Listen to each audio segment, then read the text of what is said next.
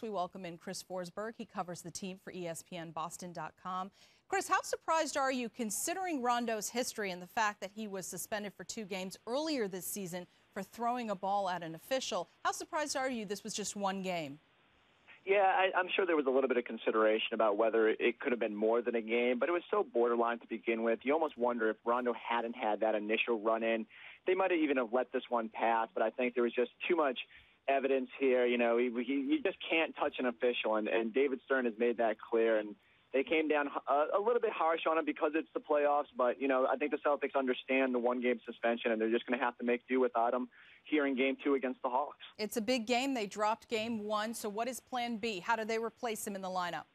Yeah, it's not going to be easy. Let's face it. The Celtics were awful in Game 1, and Rondo was their best player, so they need really the whole team to step up here. The problem is they're already playing without Ray Allen, so now you have a situation where you're without, you know, your 2 of your best players in the backcourt. The Celtics will likely move Avery Bradley to starting point guard, even though he's more of a 2. They'll maybe bring Michael Peterson to the starting lineup. As for replacing Rondo's production at point guard, it's probably going to come from someone like Paul Pierce.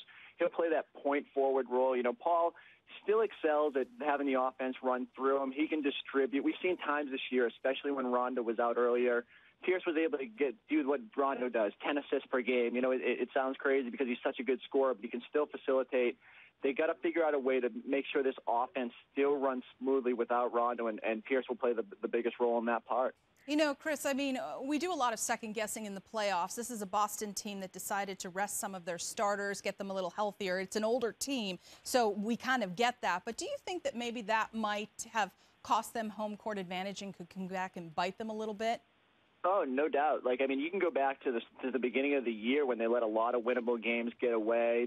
They lost 2 up in Toronto this year. I mean, there were games that they should have won that they'll probably look back at the end of the season and think, man, we really could have made things easier on ourselves at times.